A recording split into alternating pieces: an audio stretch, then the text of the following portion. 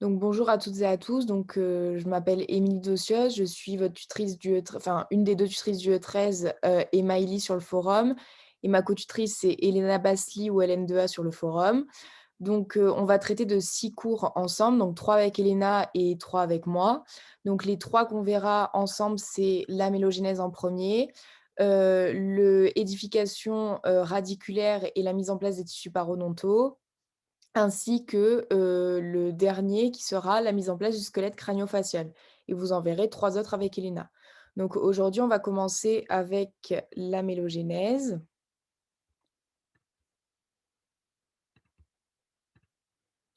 Voilà, donc l'amélogénèse, tout d'abord, donc en fait, c'est un processus, qui va permettre la sécrétion d'émail. Donc celle-ci, elle se fait par les améloblastes. Donc en fait, elle est, divisée en 3 étapes. La première, c'est la synthèse et la sécrétion. Ensuite sera la maturation, puis la minéralisation de ce tissu. OK, donc en fait, l'émail, c'est quoi? C'est une structure. Attention, c'est pas un tissu, car il est acellulaire, il est également avasculaire et non minéralisé. Et en fait, c'est la structure la plus minéralisée du corps humain. Donc, elle a une origine qui est ectodermique, car les améloblastes, en fait, ils vont provenir de l'épithélium dentaire interne. D'accord, donc ensuite elle est organisée, l'émail est organisé en prismes et en substances interprismatiques qui, sont toutes les 2, enfin qui le prisme et la substance interprismatique sont constitués de cristaux d'hydroxyapatite. Donc la formule, c'est à connaître, CA10PO4,6OH2 et en fait souvent le radical OH de la fin, il va être polysubstitué par du carbonate. Donc cette sécrétion d'émail, elle n'est présente qu'au stade de la couronne, c'est seulement la couronne de la dent qui est recouverte d'émail et attention, elle ne se produit que pendant un laps de temps donné. C'est-à-dire que si ensuite dans la vie d'un adulte, il y a une perte d'émail, il n'y aura pas reconstitution d'émail. D'accord et donc ensuite la première couche de cet émail sera synthétisée au cours de la 14e semaine de vie in utero. Donc, ce qu'il faut savoir, c'est qu'on a plusieurs types d'améloblastes. On a des améloblastes pré-sécréteurs, des améloblastes sécréteurs sans prolongement de Toms d'abord, ensuite avec prolongement de Toms, puis des améloblastes de maturation et enfin des améloblastes de protection. Donc l'amélogénèse, elle va suivre un gradient temporospatial de différenciation entre la cuspide, c'est-à-dire la pointe de la dent, et le collet de la dent. D'accord. Ensuite, donc ça, c'est super important, le gradient temporospatial de différenciation. Donc tout d'abord, on va parler de l'améloblaste présécréteur. Donc en fait, il correspond au stade d'histodifférenciation de la cellule. Donc il va se différencier en face de la dentine. Il sort de son cycle mitotique, avec un décalage de 24 à 66 heures avec l'odontoblaste qui va lui sécréter la dentine au cours de la dentinogénèse que vous verrez avec Elena. Donc cette cellule, elle commence du coup à se polariser une fois qu'elle sort de son cycle mitotique. Elle s'allonge, le noyau va migrer au niveau du pôle proximal. Attention, le pôle proximal est au niveau, proche du stratum intermédium. Ensuite, elle va avoir beaucoup de REG, de lysosome et cetera et surtout, il y a une chose qui est importante, c'est qu'on aura des complexes jonctionnels au niveau du pôle distal. Le pôle distal se trouvant au niveau de la membrane basale, ainsi qu'un autre complexe jonctionnel au niveau du pôle proximal, c'est-à-dire proche du stratum intermédium. Donc en fait, ces complexes, ils vont irradier dans les cytoplasmes de chaque, amyloblaste et ça va créer ce qu'on appelle un terminal web. Donc l'améloblaste sécréteur maintenant sans prolongement de Toms. Donc en fait, c'est cet améloblaste qui va sécréter la première couche d'émail, c'est important. S'il y a un item en disant: «C'est l'améloblaste, présécréteur qui sécrète la première couche d'émail», c'est faux. Il faut savoir que c'est l'améloblaste sécréteur sans prolongement de Toms. Donc il va donc sécréter un émail aprismatique et immature. Donc aprismatique, c'est-à-dire qu'on n'aura pas de prisme, on aura seulement de la substance interprismatique et immature. Pourquoi? Car il ne sera pas du tout assez minéralisé. Cette couche, il faut savoir qu'elle fait à peu près 10 micromètres. Donc la cellule, pour passer d'un améloblaste présécréteur à sécréteur sans prolongement de Toms, elle va acquérir des caractéristiques. Elle va donc se polariser encore plus, le nombre et l'organisation des organites va augmenter. Donc tout ça, tout ce qui est différenciation, vous le verrez en détail dans les cours. Là, c'est vraiment juste pour vous dire qu'il y a, au fur et à mesure que la cellule évolue, elle se différencie de plus en plus. D'accord. Ensuite, donc, on a les vésicules de sécrétion qui vont migrer du côté distal, donc proche du manteau dentinaire, où il y aura la première couche d'émail qui formera en fait la couche amélodentinaire.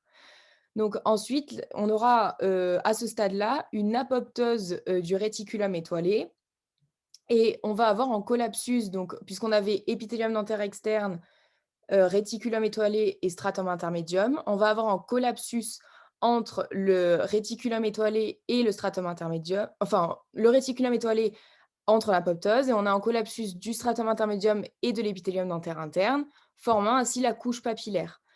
Cette couche papillaire, elle va permettre le rapprochement des vaisseaux du follicule dentaire qui se trouve autour de, l'ébauche en fait dentaire, du germe dentaire et qui va permettre donc d'apporter tout ce qui est les éléments nutritifs pour ces améloblastes qui vont sécréter. En fait, avant, ça passait par la papille ectomésenchymateuse qui se trouve au centre. Or, il y a eu une interruption de cette communication par le manteau dentinaire plus le manteau d'émail. Donc du coup, les 2 vont faire une interruption de la papille ectomésenchymateuse vers les améloblastes. De ce fait, on a réduction du stratum intermédium et de l'épithélium dentaire interne qui vont donc former, la couche papillaire. D'accord. Ensuite, donc une fois qu'on a fait les améloblastes sans prolongement de Thums, maintenant on fait les améloblastes sécréteurs avec prolongement de Thums. Donc ils sécrètent, eux, de l'émail prismatique immature. En fait, c'est grâce à ce prolongement de Thums qu'on va pouvoir avoir la sécrétion de cristaux, d'hydroxyapatite, d'émail. Donc formation du prolongement de Thums au niveau du pôle distal. Donc en effet, on le voit là. Là, on a le pôle proximal avec le stratum intermédium au-dessus, le pôle distal avec la membrane basale en dessous, enfin qui était en dessous, maintenant elle a disparu. Et ensuite, donc on va avoir, cette formation du prolongement de Thums qui est ici. Donc, cette cellule, elle va présenter plusieurs compartiments. On a d'abord un compartiment qui est infranucléaire, un compartiment nucléaire, supranucléaire et compartiment apical. Donc, tout d'abord, dans le compartiment infranucléaire, on a des mitochondries, des granules de glycogène, des réticulums endoplasmiques granuleux, des systèmes de jonction et des microfilaments. Ensuite, au niveau de la partie nucléaire, on a un noyau et un volumineux nucléole. On le voit ici. OK, ensuite, donc on a le compartiment qui est supranucléaire. Attention, il y a un truc qui est super important, c'est que le pôle proximal est en haut et le pôle distal est en bas, et que la partie infranucléaire se situe ici, alors que instinctivement, on pourrait dire que cette partie est supranucléaire et celle-ci infranucléaire. Or, c'est l'inverse. OK. Ensuite, donc dans le compartiment supranucléaire, on a également des réticulums endoplasmiques granuleux, en Golgi central long et cylindrique, parallèle au grand axe et des lysosomes. Et enfin, dans le compartiment apical qui se trouve sous le complexe jonctionnel distal, donc on a le prolongement de Thomson avec le terminal web. Donc le terminal web, en fait, c'est ça, tout ça là. OK. Ensuite, donc on a les microfilaments des vésicules, on a des microfilaments, des vésicules de sécrétion et des images d'exocytose ici. Pourquoi? Parce qu'en fait, on a donc là les vésicules de sécrétion qui vont avoir une exocytose car, on va avoir la sécrétion au niveau de ce, prolongement de Thums. Au niveau du prolongement de Thums, il faut savoir qu'il y a 2 sites de sécrétion, un site proximal et un site distal. Ce qu'il faut savoir, c'est qu'au niveau du site proximal, il y aura une sécrétion de substances interprismatiques et au niveau du pôle distal, on a la sécrétion d'un seul et unique prisme. Ça, c'est super important. C'est-à-dire que chaque prisme, enfin chaque améloblaste sécrète un seul et unique prisme, mais par contre, il sécrète de la substance interprismatique. OK, et en fait, le rythme de la mélogénèse, elle est à 4 micromètres par jour. Donc ensuite, les protéines sécrétées. Donc les protéines qui sont sécrétées par ces 2 pôles, déjà, il faut savoir que ce sont les mêmes protéines. C'est pas une histoire qui a une différence entre les protéines sécrétées, c'est vraiment strictement les mêmes. La seule chose qui va changer, c'est l'orientation de 60° entre le pôle proximal et le pôle distal. Quelles sont les protéines? Justement, c'est l'énaméline, la tuftéline, l'améloblastine, l'amélogénine, les protéases. Et en fait, donc toutes ces protéines, vous les verrez en détail dans le cours. Là, enfin, ça sert à rien de les développer puisqu'il y a rien à expliquer. C'est vraiment, apprendre que, par exemple, l'énaméline, elle a une affinité pour l'hydroxyapatite, qu'elle va permettre la nucléation et cetera. Voilà, juste ce qu'il faut savoir, c'est que l'amélogénine, elle va, permettre en fait, c'est l'amélogénine va être détruite par des protéases pour ensuite permettre la maturation, de l'émail. Mais tout ça, vous le verrez en détail vraiment dans les fiches de cours. Donc les 2 pôles de sécrétion, voilà, ils sécrètent avec 60 degrés d'écart et en fait, toutes ces protéines, elles vont initier la formation des cristaux et vont contrôler leur forme et leur croissance.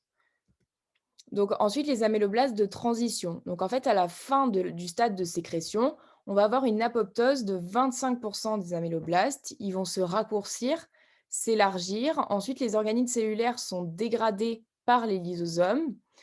Hem Et ensuite, donc on a de nombreuses organites qui vont diminuer et on va avoir une synthèse d'une lame basale qui va adhérer à l'émail immature et ceci va permettre de faciliter les échanges entre le follicule dentaire et l'émail immature à travers la couche papillaire. On se souvient que la couche papillaire, c'était un collapsus en fait de l'épithélium dentaire externe et du stratum intermédium qui a formé la couche papillaire, permettant ainsi de rapprocher les vaisseaux du follicule dentaire des améloblastes sécréteurs. Donc les améloblastes de maturation. Donc eux, en gros, c'est encore une fois la même chose. On a 25 d'améloblastes supplémentaires qui vont s'apoptoser. On va avoir donc une maturation des cristaux. Donc en fait, en quoi consiste une maturation? C'est une croissance en largeur et en épaisseur des cristaux d'hydroxyapatite. Donc cela va nécessiter une élimination des nanosphères d'amélogénine. Donc on se souvient que ce sont les protéines qui sont sécrétées par les améloblastes. En fait, ça va former des nanosphères d'amélogénine qui vont se disposer entre les cristaux de manière à limiter leur croissance. Et en fait, dès qu'on va avoir un stade de maturation, on veut justement avoir une croissance de ces cristaux. De ce fait, on va avoir une libération des protéases qui va permettre de venir dégrader les nanosphères d'amélogénine et ensuite, on va avoir un apport massif et simultané de, calcium et de phosphate permettant, la croissance de ces cristaux. Donc justement, on a besoin, d'un apport de calcium et de phosphate, simultané. Donc on a un couplage entre l'aspect du pôle distal et des jonctions entre les améloblastes. Donc on se souvient que chaque améloblaste est uni par, des complexes jonctionnels. Donc notamment, on s'intéresse au pôle distal. Il faut savoir qu'on a des améloblastes qui vont avoir un pôle distal qui va être plissé ou lisse. Ce qu'il faut se retenir, c'est que PDS, donc ça veut dire plissé, distal, serré. Donc ça veut dire que dès que l'aspect du pôle distal est plissé, ça veut dire que le complexe jonctionnel est serré et que du coup, il est étanche. On ne peut rien faire passer entre les améloblastes. En fait, les améloblastes, ils vont justement, avoir, en développement cyclique, c'est-à-dire que ça va faire plisser, lisse, plisser, lisse, plisser, lisse. OK et donc du coup, en fonction de si le pôle est plissé ou lisse, on pourra faire passer des éléments entre les améloblastes. Donc notamment ici, ce couplage entre l'aspect du pôle distal et la jonction entre les améloblastes, ça va permettre de créer un équilibre du pH. Pourquoi?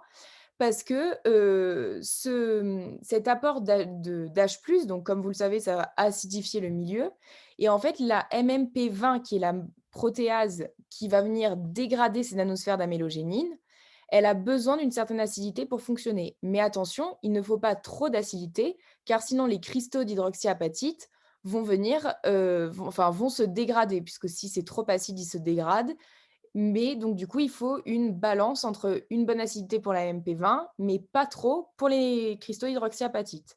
Donc les débris sont ensuite dégradés par les améloblastes, donc soit, c'est une endocytose, donc c'est actif au niveau des améloblastes avec un pôle distal plissé, puisque la jonction est serrée, donc étanche.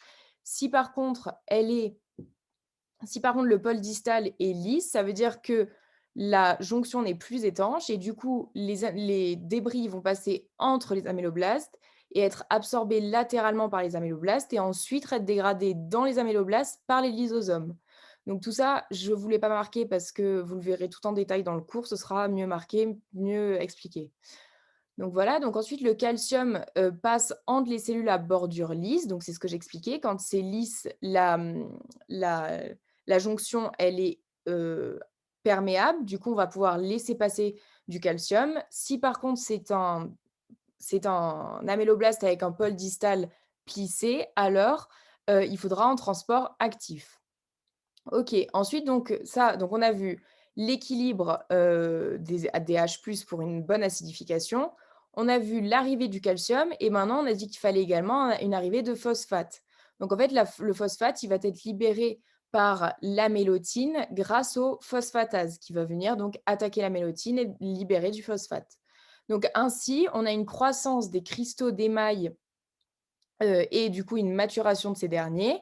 C'est ainsi qu'on se retrouve avec une composition de 96 de minéraux, de 3,2 d'eau et de 0,8 de matière organique, qui est en fait un émail qui sera propice à résister à des forces de mastication, à des attaques acides, à des attaques basiques, tout ce qu'on fait subir en fait à notre cavité buccale quand on mange, quand on mord, quand et cetera.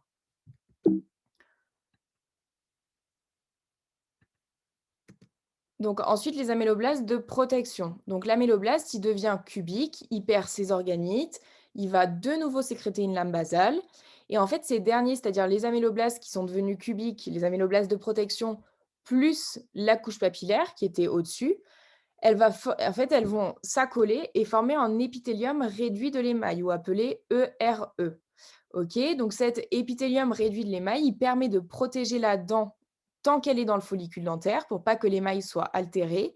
Et ensuite, dès qu'on va avoir une sortie dans la cavité buccale de la dent, on aura, la perte justement de cet épithélium réduit de l'émail et du coup, cet épithélium réduit de l'émail et du coup, l'émail sera dans la cavité buccale, à l'air libre de la cavité buccale. Voilà, donc du coup, on peut, conclure que l'améloblaste, c'est la seule cellule à sécréter de l'émail et est très sensible à l'environnement, à son environnement. De ce fait, c'est pour ça qu'il faut, préserver tout ce qui est, lors de l'amélogénèse, par exemple, au cours, d'une grossesse et cetera, il faut faire attention, au niveau de l'amélogénèse. Par exemple, on peut avoir si on a une prise d'antibiotiques, ça peut impacter l'amélogénèse et le problème, c'est que, les améloblastes, ils vont, perdurer qu'à une seule période, de la gestation et en plus de ça, dès que la dent est prête, dès qu'elle sort dans la cavité buccale, il faudra y faire attention de ne pas la léser ou autre, car on ne peut pas reconstruire de l'émail. On sera obligé de faire, une restauration, mais ce sera pas du tissu naturel. Voilà, donc du coup, c'est fini pour, l'amélogénèse et donc on se retrouvera pour faire le squelette crânio-facial ainsi que l'édification radiculaire. Voilà et surtout si vous avez des questions, notez-les et on fera un live à la fin de nos cours, de manière à ce que vous puissiez nous poser toutes vos questions, d'incompréhension et cetera et surtout n'hésitez pas à aller voir les fiches de cours qui sont présents sur le site de téléchargement de, sur le forum. Par contre attention, elles ne sont pas encore à jour. Il faudra donc attendre les cours dispensés par, le docteur Voa notamment. Voilà, bon courage.